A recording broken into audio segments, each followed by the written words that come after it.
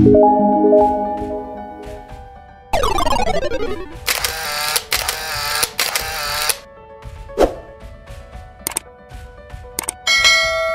adik-adik sekalian, selamat jumpa di channel pembelajaran IPA.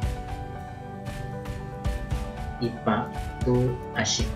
Oke, sebelum memulai materi ini, mari kita berdoa dulu agar kita dapat mengikuti dan memahami materi yang diberikan dengan baik. Doa bersama. Cukup. Terima kasih.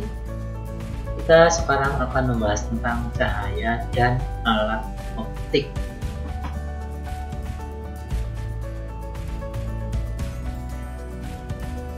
Peta konsep. Cahaya dapat dipantulkan, dapat merambat dalam ruang hampa, dapat merambat lurus, dapat dibiaskan, dan cahaya merupakan energi. Kita nanti akan membahas cahaya dapat dipantulkan di dalam cermin mendatar, cermin cekung, dan cermin cekung. Kemudian cahaya dapat dibiaskan melalui kaca pelan paralel, melalui prisma, pemantauan sempurna dan diversi, dibiaskan dalam lensa cembung. Ini ada di kamera, kacamata, loop, mikroskop, dan teleskop. Kemudian lensa cekung itu pada kacamata dan teleskop, dan mata normal, mata cacat, mata normal, dan mata cacat. Mata cacat kita bagi menjadi 4, yaitu miopi, hipermetropi, presbiopi, tapi 3 ya. Sebetulnya ada silindris, tapi tidak dimasukkan di sini.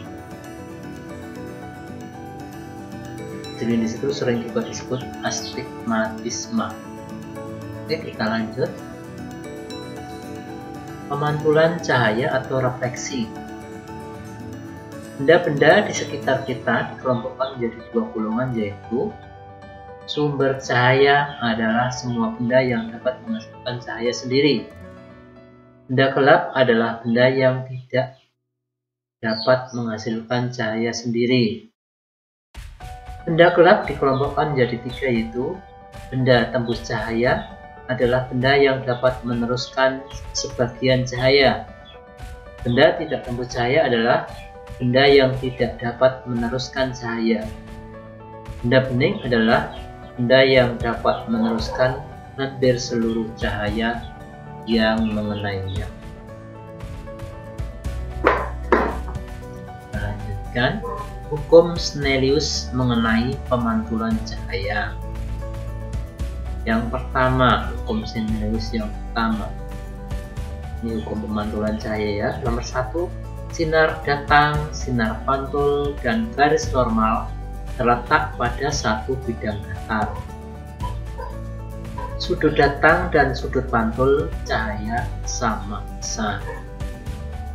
Pemantulan cahaya ada 2 macam, yaitu pemantulan teratur terjadi pada permukaan rata dan permukaan baur terjadi pada permukaan rata. Pemantulan cahaya atau refleksi. Cermin cekung sifatnya bila berkat cahaya sejajar jatuh pada cermin dipantulkan pada satu titik, yaitu titik fokus. Jarak fokus dan jari-jari kelengkungan 2F cermin bernilai positif. Sifat pantulan.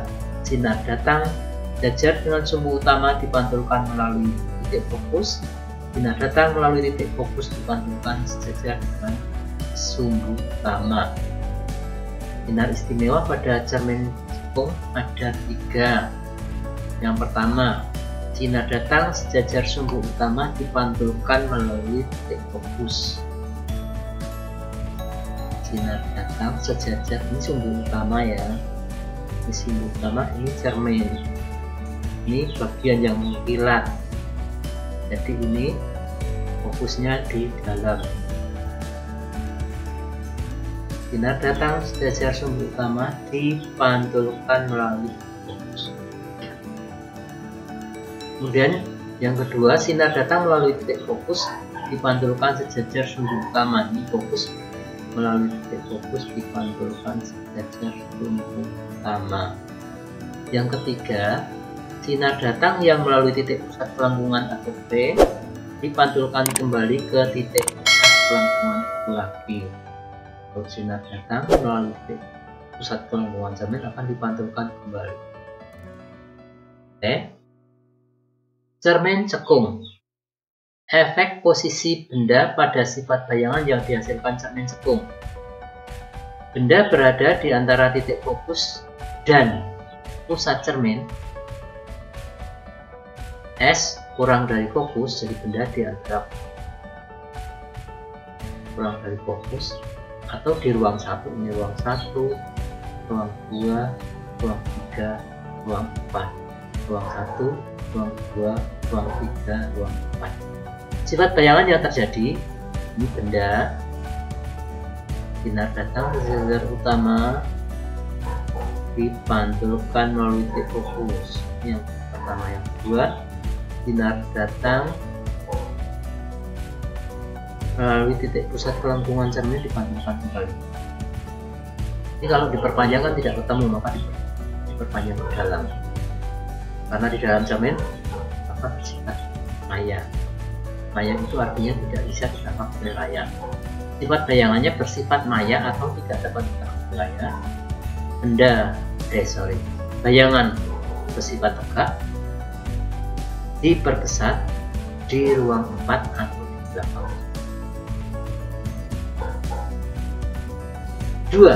Benda berada di antara titik fokus dan pusat pelengkungan cermin atau S di antara F dan 2F atau di ruang 2, ruang 1, ruang 2, ruang 3. Benda di ruang 2. Sifat bayangannya bersifat nyata, dapat ditangkap oleh layar, terbalik terhadap bendanya, diperbesar di ruang 3, di ruang 3 ya. Benda berada pada jarak lebih dari jari-jari cermin, tapi jauh sekali tidak. S lebih dari jari-jari cermin atau S lebih dari ini, S lebih dari L atau P ya, ini P, atau di ruang 3, ruang 1, ruang 2, ruang 3. Benda di ruang 3 bayangannya bersifat, ini pembentukan bayangannya,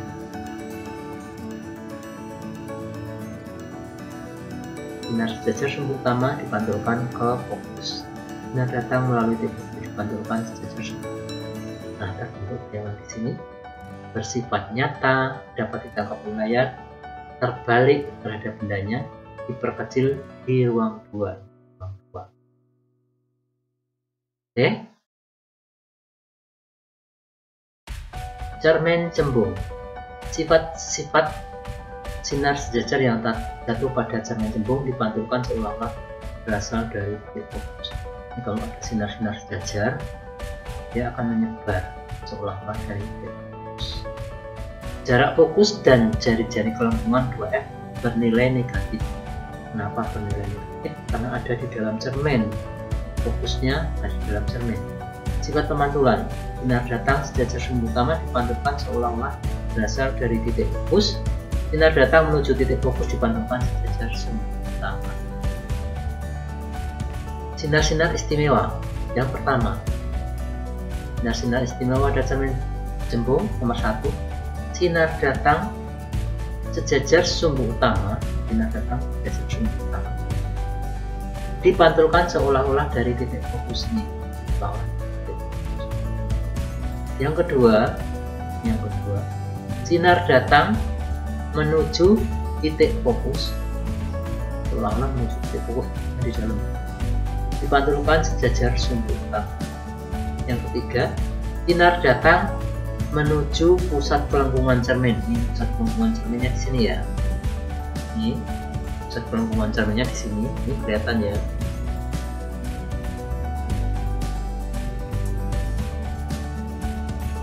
Ini sinar datang seolah-olah menuju titik pusat pelengkungan cermin, dipantulkan kembali. Oke, cukup jelas ya ini pembentukan bayangannya sekarang. Pembentukan bayangan pada cermin cembung. Ini bendanya di luar cermin, bayangannya dalam cermin selalu ya. Sifat bayangannya bersifat sinar datang sejak utama, pantulkan seolah-olah dari titik fokus. Sinar datang seolah-olah menuju pusat, pantulkan kembali. Bayangannya akan bersifat maya. Misalkan layar. 2. Tegak terhadap bendanya. 3. Diperkecil.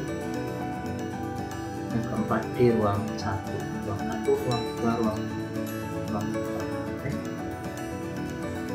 Sekian dulu dari saya. Sampai jumpa. Terima kasih. Semoga sukses selalu.